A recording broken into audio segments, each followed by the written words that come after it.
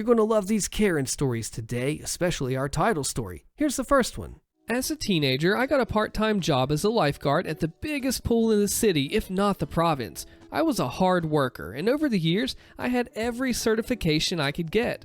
Over the summers, I'd often work on nearby beaches. One year, these rural beaches had a really hard time keeping staff, so they'd ask people from my pool to work there. It just so happened my parents had a cottage on one of the beaches, and I said, hey, I'd be interested working at Middle of Nowhere Beach. It'd be peaceful, and I can come home on weekends if I want.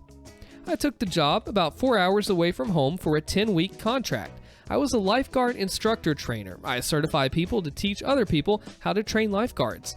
At the time of this story, I was one of the youngest to have this certification.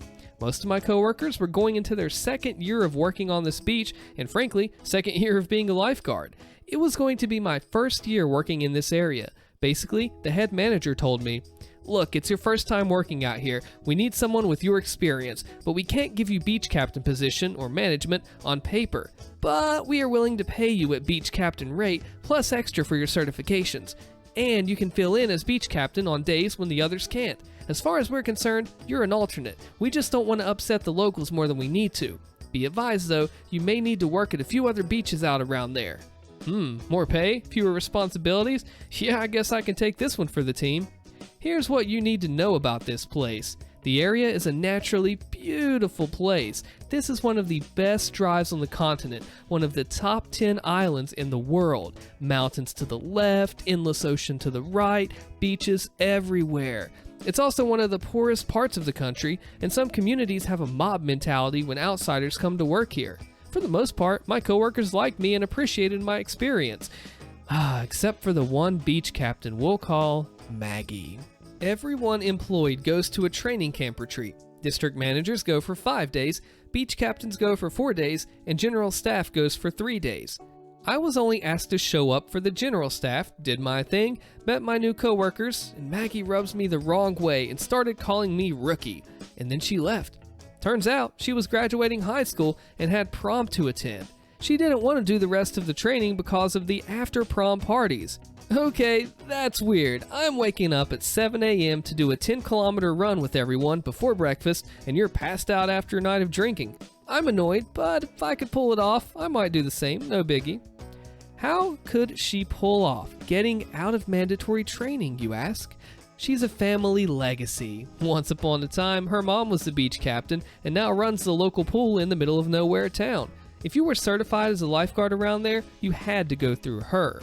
Maggie's sister was the beach captain, then district manager, and recently retired from the service and went to nursing school. Maggie was the next in line to do this. She was going to be awarded a scholarship through the lifeguard service for her school of choice. At the end of the summer, there's an AGM where they make all these announcements, but it was a well-known secret. Day 1 of the summer on the beach starts. We're setting up the beach. It's a half day, not many patrons around. We organize first aid kits, equipment, set up our hut, test the phones, and so on. District manager, a local, arrives to inspect everything, and he's happy. He's a buddy of mine, and as we were the last stop of his beaches to inspect, he hangs out with us. The day's up, and Maggie's mother shows up and tells her to start packing for the swimming instructor symposium. Turns out, Maggie is leaving tomorrow for the Dominican Republic on her pool's dime for 3 weeks. That's 30% of the lifeguard season. She actually tells me, "See you in 3 weeks, rookie," and leaves. The district manager and I drop our jaws and wonder, what in the world? Why is this only coming out now? I help him out and we sit down and come up with a new schedule for the next 3 weeks. My supervisor filled in some of her shifts and, well, we even worked together a few times. Now, it looks like that I have to be a beach captain with the actual new guards at least 3 weeks. It was more work for me, but honestly, Maggie's departure was a blessing. I've hardly met her, but I doubt we were going to get along. She rubs me the wrong way. Those 3 weeks without her, I got a great feng shui, zen groove, and inner harmony thing going on. It was the healthiest mentally and physically I've been in my life. Of course, the lack of negative emotions directed toward me would not last. It ended the day Maggie returned, literally within the first hour of us working together. Maggie, my beach captain, started our day together by berating me in front of her friends. "Hey rookie, do you even know how to do CPR? I was watching you at training camp and you were doing it wrong. I need you to show me how to do it right now." You want me to show you how to do CPR? Sure, no problem. Could ask nicer, but whatever, I'll put up with this. We have to practice so much every day anyway. Then she drops this bit of information while I practice incorrectly. If you don't have anything under them, you'll dig a hole in the sand. Maggie, this doesn't make sense, but whatever. It's not like I'm an instructor in this or anything, or have a basic knowledge of physics that pushing on sand isn't the same thing as digging. The whole day consisted of Maggie calling me rookie and being pointlessly rude in her critique of my life-saving skills. Of course, it wouldn't be a good work story unless someone stole someone else's lunch. Hey, Maggie, is that my lunch in your mouth right now? Oh, was that your lunchbox? Well, it wasn't your lunchbox, was it? I'm the beach captain. You can't talk to me like that. This would become our daily routine on our shifts together. I began packing a decoy lunch with half-eaten items or empty wrappers. This gave me the opportunity to hide or eat my real lunch without her bothering me. By week 4, it's our mid-season evaluation, and there's 2 parts: physical evaluation and professional evaluation. District manager does the physical, and it's straightforward. All employees show up at the beach before it opens. You run 4K, swim 600 meters, paddle 2K, and so on.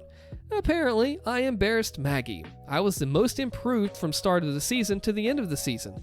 I was already in the top 25%, but now I was physically one of the top 5%. Maggie, however, got worse. A lot worse. She was mediocre, but in the general top 50%, but was now one of the worst physical guards, bottom 10%. Her times were all substantially lower. But luckily for her, it's not all physical. There's still the professional evaluation. The beach captain who works with you the most writes up your evaluation. You get a score out of 50.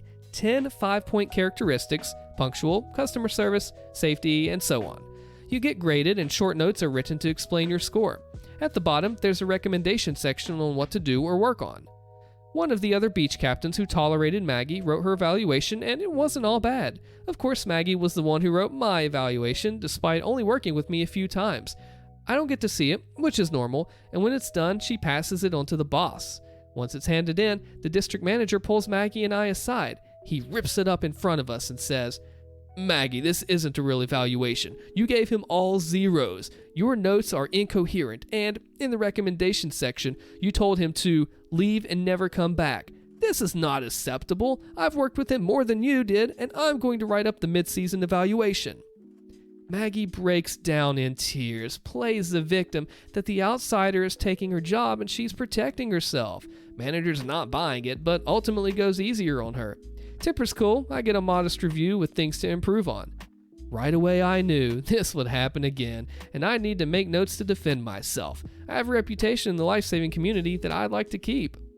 Things got weirder after this. Aside from the umpteenth mentions of calling me rookie against my wishes, my notebook was getting filled with some highlights and include: she stole my rooster ketchup with the green top and lathered her hot dog only to get upset with me. She wrote me up for poisoning her with hot sauce, though she really stole my sriracha. She took her top off in front of me and in full view of kids cause she had to air out the girls. Went on a walking patrol down the beach for 2 hours only to end up hanging out with her friends, drinking on the beach and having a fire. Double no-no. Called her dealer to deliver joints to her while on guard, not even discreetly. I taught the junior guards some basic stuff. Once the class is over, she goes up to the parents and tells them I taught them all the wrong things and it's actually done this way instead. On a particularly bad day, she berated the middle-aged gentleman with Down syndrome who normally brings treats to her because he didn't bring any treats on this day. Things were cartoonishly stupid. Why would someone act this way? Turns out, she was also bashing me to the other guards. They'd regularly inform me of stuff like this. Hey, just so you know, Maggie told me you hit someone's car with a hammer. Obviously you didn't, but heads up, she's telling locals about it. What did I get myself into? This is ridiculous. My summer paradise at the most beautiful place on earth is ruined by a succubus leeching off of inner peace. I was at my end. This isn't worth it. I want to go home. I'm belittled by an entitled brat, and I don't need this as much as they need me. I'm going to sleep it off and think with a clear head in the morning. Do note, this place is a sleepy beach town. It's heavily wooded and not many cell towers. Reception isn't great. Also, it's a hot summer. I live alone. I hate pants. When I'm home, I'm probably naked. and the lock on the door isn't great. It works, but with a bit of effort, you can get past it. We basically put an exterior padlock on the door when we're away for extended periods. But hey, no one knows anyone's living here, right? Who's going to come bother me in the middle of nowhere? 5:30 a.m. Bam, bam, bam. Huh? What's happening? Bam, bam, bam. Creak. Link Hanford, answer your phone. I've been calling you all night. Why are you naked? That's gross. You have to work at the beach further away today. I've got an appointment I've had scheduled for months and can't change it. You need to go there or I won't be back in time. Wait, what's going on? Why is she in my house right now? I thought to myself as I startled and jumped up, covering myself with whatever I could find. I raised my temper and got her out of my home as quickly as possible and say to myself, that's it, I'm done. This isn't worth it. I call my district manager, tell him the rundown of what's been happening lately. Initially, he thought I might be embellishing the truth a bit because it's all so ridiculous. He tells me if I go to work, there's 2 weeks left in the contract, he'll make sure Maggie and I don't work together anymore as long as I can stick around. Later on, I'm begrudgingly working at the further away beach, and we get a call. It's the district manager. Link Hanford, I owe you an apology. I thought you were making this stuff up. Maggie just called to report you for being naked and yelling at her. As she explained this, she admitted to walking into your home. What do you want to do about this? District manager, which beach captain or alternate has worked with Maggie the most this summer? Oh, it looks like it's been you by a fair bit. Is she allowed to do my end-of-season evaluation? No, because of what she did with your mid-season, we've decided that I would do it personally again. Okay, great. Who gets to do hers then? Well, you can guess where this ended up. As luck would have it, Maggie and I got to work together once more due to someone being sick. The whole time she's telling me, I'm going to make your review so bad, you're going to wish you never came here, rookie. At that point, I just smiled with a crap-eating grin. The summer may have its last dawn, but this will be the end of you, Maggie. Writing up Maggie's end-of-season evaluation was between the supervisor and I. The rest of the staff were unaware of this. So I used the final days talking to the staff. Hey, what's the weirdest thing Maggie did to you this summer? Here's the highlights. Stole the pretty boy guard's car keys at the end of the day to keep him around because she was flirting with him. He had to go right to the hospital to visit his mom. Gradually through the course of a day, she spiked the 16-year-old guard's work water bottle with vodka. He'd never been drunk before and had to drive home. After hours, she went to a lifeguard girls' night out and skipped out on the bill. No, she wasn't invited again after that. I'm composing her end-of-season evaluation. I'm smart about it. I grade reasonably well with things, to her credit that she was good at, and she improved her swimming skills, which is something after all. But everything else, I avoid grading a 1 as much as possible to avoid looking like I'm purposely out to get her. More than just grading, I'm providing written documentation to back this up. I've got my journal of hellish Maggie moments, my coworkers' experiences with her, and I've been smart enough to make copies of our notes from patrons with her mentioned. But the coup de grace, recommendations for next season. Recommended not to offer a beach captain or alternate beach captain position next season. Recommended awarding scholarship to someone else in the service. Not long after this gets submitted, I get a call from the head boss, senior manager, who hasn't been made privy to Maggie and I's situation. Link Hanford, I've known you for a few years. I'm reading Maggie's end-of-season evaluation, and there are some serious allegations here. Her family will likely rebuke this and make it a problem for my office. Not giving her this scholarship sounds harsh. Do you have any documentation to back up any of this, and do you really think she deserves this? Well, sir, that's ultimately up to you. Here are notes and times from the entire team. Feel free to call any of them. Here's the footage from my trail cam of her breaking into my home at 5:30 in the morning. Here's the contact info for the Down syndrome gentleman whom she berated. Here's the reports patrons have made about her. Oh, this is bad. Well, thanks for being so thorough with this. Epilogue. Well, word got to her she wouldn't be receiving her scholarship. Instead, it went to an incredibly nice and hard worker in another district. Maggie's mom complained for a while about come-from-aways taking all the jobs. But then she heard how Maggie treated the gentleman with Down syndrome. She may have been the town's princess, but that man was the salt of the earth and immune to any harsh treatment. Needless to say, Maggie didn't come to the AGM. The next year, I was knee-deep in my actual career and didn't re-enroll in the lifeguard service, but offered my services as a substitute. One of the guards I liked last year calls me to see if I can sub for them for a weekend. I decided I'll do it as long as Maggie isn't working. He laughs and says no, but she's on staff as a regular lifeguard. Well, Maggie wasn't working, but her cousin was. Uh-oh, this can't be good. Our first interaction was kind of amazing. Wait, are you the Link Hanford? Yes. I prepare myself for a day of harassment. Oh man, you are awesome. Maggie and her mom hate you. They're so mean. Our family hates them. She's so entitled and makes us look bad. You're like a legend around here. Well, this is a change of pace from what I was expecting. We become friends over the course of the day, and she explains to me that Maggie thought her scholarship was a sure thing. Her mom pulled strings for her to get it, and it fell through, so she never saved any money for school. Maggie's plans of getting into nursing didn't work out. Maggie's mom took a lateral promotion in the life-saving world. That new position didn't last, and she was laid off only to go back to her old pool as the assistant to the person who took over her job. She wasn't able to pull any more strings after that. Last time I checked, Maggie went to community college and took a less expensive continuing care attendant course with the plan of eventually jumping over to nursing when she saved some money. Unfortunately for her, the instructors weren't crazy about her better-than-you attitude, and she was kicked out of the course sometime in the second year. Last time I saw her, she was working at the summer ice cream stand by the beach I visited on a lovely vacation to one of the most beautiful places in the world. Some backstory from a few years back. I was working on healthcare as a HTA nurse, which around here is a nurse which travels around the city area doing health assessments which don't require a 112 call or 911, which is reserved for emergency and paramedics who handle those cases. My job was essentially picking up the jobs, which do not require immediate response, and try to treat the patient either at home or, if not possible, give instruction where they can get treatment for whatever was the ailment at that time. It was a job to assist people so they wouldn't come to the ER with small injuries or illnesses which can be handled in the regular healthcare center next working day. Also, the other part was to go around and treat patients which had had, for example, IV treatments regularly and administer the fluid treatment, the drugs, painkillers, ABs, and so on. My issue was that I noticed that as we drove around the large area from one patient to another, we had to stop for a lunch at some point and that we had to pay lunch from our own pocket, whatever it cost. This is common practice for example paramedics. They eat when they can, and usually at some gas station or so, somewhere where they currently are and have time to eat. I usually read the contracts pretty carefully, which comes from my previous career as an engineer, where I had to make foolproof contracts and avoid stepping on traps. And our healthcare union had negotiated that if your work requires X amount of traveling, you should be entitled for tax-free meal benefit. I wasn't completely sure about it, if that particular statement would apply for the job that I was doing, but I decided to ask stupid questions about it, and eventually forced my supervisor to contact the management to get a statement for the issue at hand. From the management, it went to the legal department, and they begun to delve into it, and it lasted for weeks, since they couldn't quite deny it outright, but they eventually came to a conclusion that it couldn't be applied to the job which I had.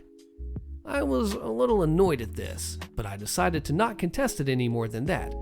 But another statement which union had negotiated for us was that if we have an office or a station and a social space where to warm up your meal, so like a microwave, coffee maker, and so on, we are entitled to have a lunch break of 30 minutes per day at the regular office where I leave every morning.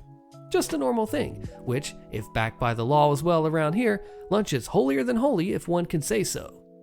I mentioned earlier that our area was rather large, so if I was working on northern parts, for example, it could take some 2 hours driving there, spend 4 hours with patients around that area, and then drive back to the station in an 8-hour shift. So I agreed with the bosses that I drop the issue with the meal benefit and I'll eat at the office instead. And they agreed on this, and I got it in written email that I could do that.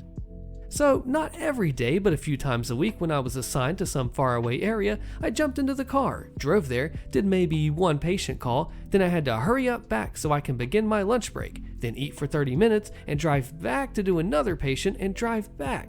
That's an awful lot of driving and wasted time.